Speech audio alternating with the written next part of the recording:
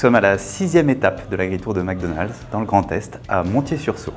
Chez McDonald's, on est persuadé que les solutions pour demain se trouvent au sein de l'agriculture, au sein des territoires. Ce sont des solutions territoriales qu'on va réussir à trouver ensemble, en filière, qui permettront d'aller toujours plus loin. En fait, il faut savoir que le premier contrat, dit contrat McDo, a été signé il y a 20 ans sur nos territoires. Donc ce genre de rencontre nous permet de renouer le contact et de prolonger les contacts historiques.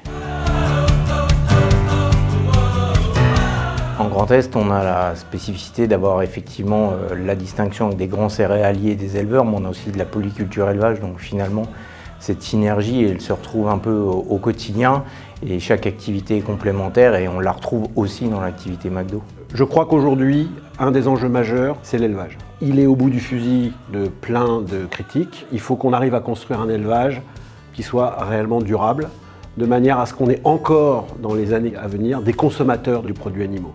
En réfléchissant à ce que doit être un modèle d'élevage durable, derrière, on aura de manière assez claire le modèle végétal qui ira avec.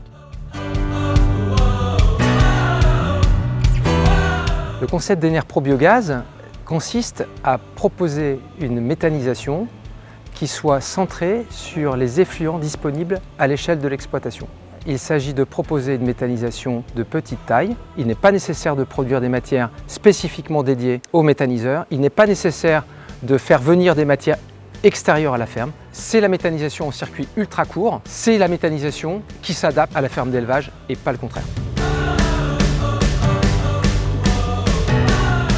Les échanges ont été riches et ont porté finalement sur l'interopérabilité, sur le territoire et sur les différentes cultures, les différentes productions. Ce qu'on a réussi à comprendre au travers des échanges, c'est qu'il fallait penser système. Il ne fallait pas penser uniquement culture unique, seule dans son côté, mais il fallait penser l'ensemble des cultures qui étaient produites sur une exploitation. La partie systémique, pour moi, elle est fondamentale. C'est qu'en fait, on a trop l'habitude d'aborder les questions en silo. Or, on voit aujourd'hui que les enjeux sont complexes, sont multiples, les sols sont différents, les compétences des individus sont différentes, les enjeux sont différents entre l'élevage et les grandes cultures, l'un devant plutôt travailler sur la diminution des gaz à effet de serre, l'autre devant travailler plus sur la partie phytosanitaire. On voit bien qu'on est obligé d'aborder la question avec l'ensemble des éléments plutôt que de travailler filière par filière.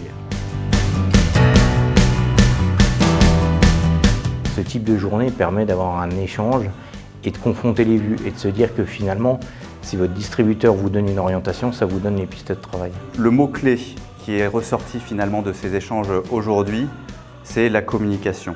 Arriver à communiquer ensemble pour arriver à s'engager ensemble. S'engager à produire mieux pour garantir la résilience des filières et la souveraineté alimentaire de la France pour les années qui viennent.